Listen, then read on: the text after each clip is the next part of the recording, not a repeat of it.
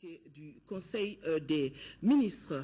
Le Conseil des ministres s'est réuni en session ordinaire ce jour, mercredi 5 mars, dans sa salle de délibération au palais de Koulouba, sous la présidence du président de la République, Haj Ibrahim Boubacar Keïta. Avec moi sur ce plateau, Ibrahima Djombele. Bonsoir Ibrahima Djombele. Bonsoir Raoui Touré. Après examen des points inscrits à l'ordre du jour, le Conseil a adopté des projets de texte, entendu une communication et procédé à des nominations. Tout à fait, Raoui Touré, mesdames et messieurs, bonsoir. Au chapitre des mesures réglementaires. Et sur le rapport du ministre du Plan et de la Prospective, le Conseil des ministres a adopté des projets de décret relatifs à l'organisation, aux modalités de fonctionnement et au cadre organique du centre d'études et de renforcement au cadre organique du centre d'études et de renforcement des capacités d'analyse et de plaidoyer CERCAP. Le centre d'études et de renforcement des capacités d'analyse et de plaidoyer CERCAP a été créé en 2005 pour apporter un appui aux services publics dans l'élaboration et la mise en œuvre de politiques publiques de développement et dans le renforcement des capacités du secteur privé et de la société civile. Pour son fonctionnement, le centre a bénéficié d'une aide financière de la Fondation pour le renforcement des capacités en Afrique, ACBF, pour une période de 4 ans.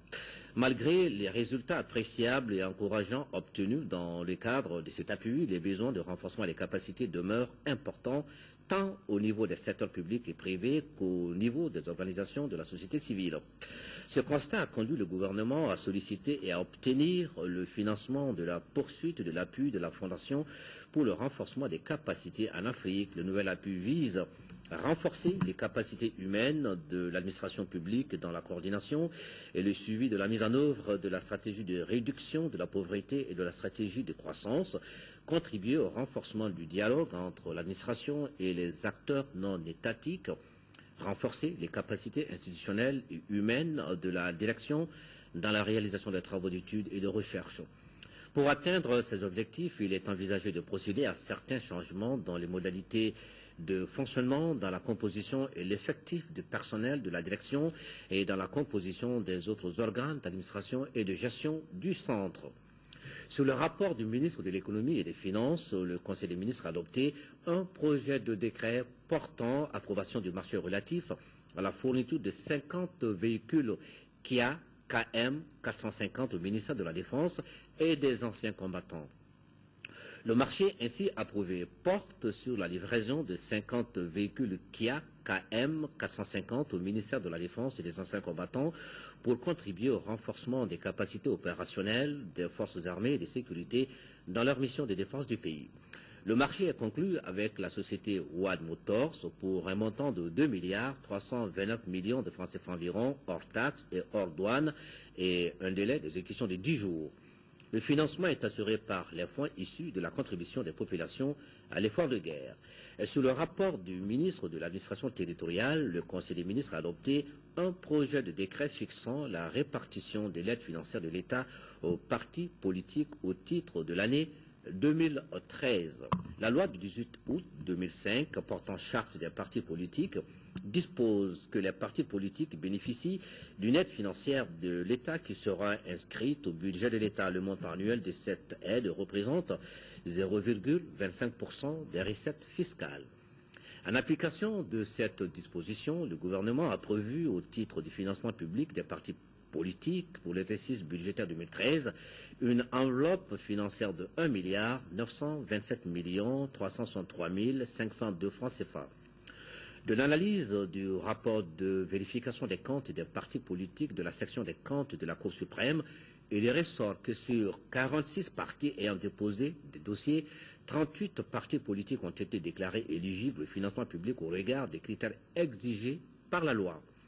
La somme de 1,694 197 997 francs CFA est reparti entre ces 38 partis politiques. Le montant non affecté de 233 165 505 francs CFA sera reversé au Trésor public.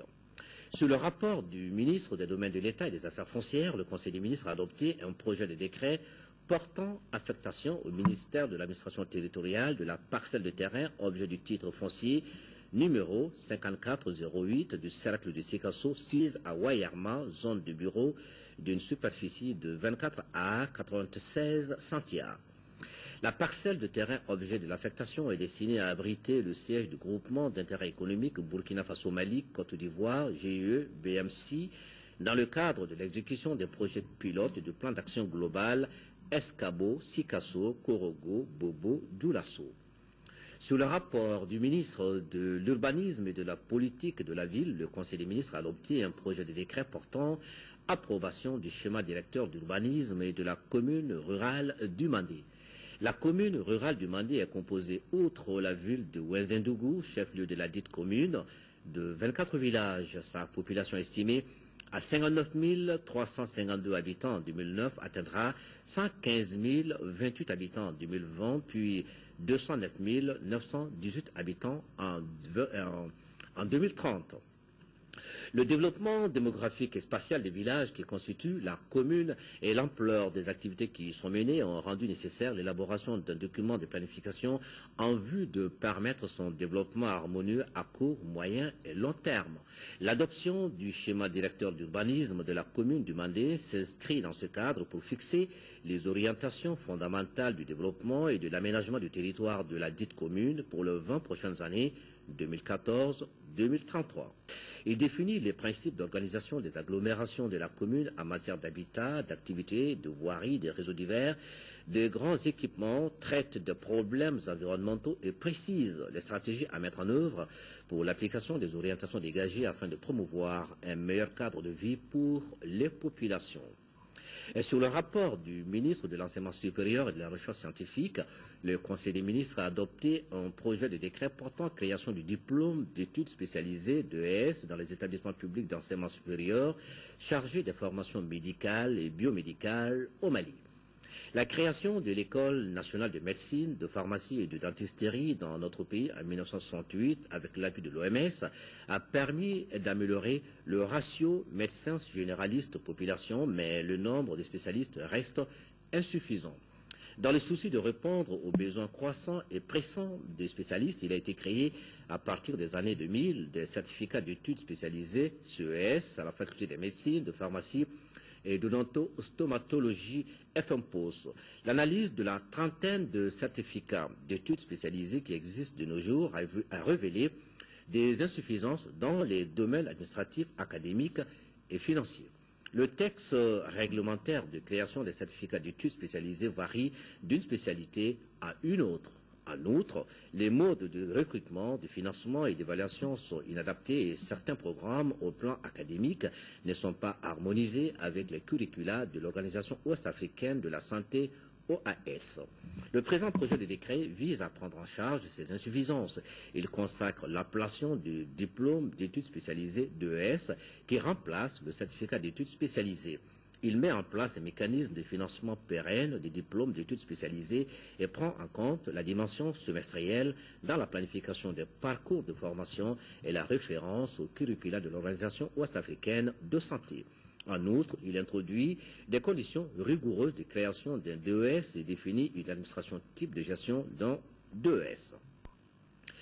Au chapitre des mesures individuelles, au titre de la présidence de la République, le Conseil des ministres a été informé de la nomination du colonel-major Oumar Ndao en qualité de chef d'état-major particulier du président de la République.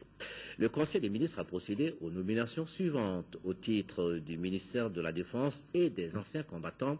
Conseiller technique, colonel Salifou Koulibaly, chargé des missions, lieutenant-colonel Abdoulaye Sidibé. Directeur général adjoint de la gendarmerie nationale, colonel Seydou Doumbia. Chef d'état-major adjoint de la garde nationale, colonel Wahoum Okone. Au titre du ministère des Affaires étrangères et de la coopération internationale, ambassadeur du Mali en France, M. Cheikh Mouktari Diarra, journaliste. Au titre du ministère de la Sécurité, conseiller technique, M. Alioune Badara Djamoutene, inspecteur général de police, M.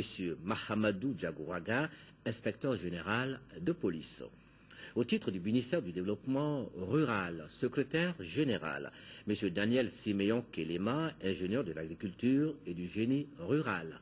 conseiller technique, Madame Diko Marie-Elisabeth Dambélé, inspecteur des finances, M. Yacouba Koulibaly, ingénieur de l'agriculture et du génie rural, Madame Khan Rokia Magueraga, vétérinaire et ingénieur d'élevage. Directeur national de l'agriculture, M. Moussa Kamara, ingénieur de l'agriculture et du génie rural, directeur de l'Office pour la mise en valeur du système Fagibid, M. Abakar Alzouma, ingénieur de l'agriculture et du génie rural. Au titre du ministère de l'administration territoriale, préfet de cercle de Ansongo, chef d'escadron Moussa Konaté Menaka, chef d'escadron Sayon Kalei Traoré. Et c'est tout pour le communiqué du Conseil des ministres de ce mercredi 5 mars 2014. À Ouittouré, bon studio du journal.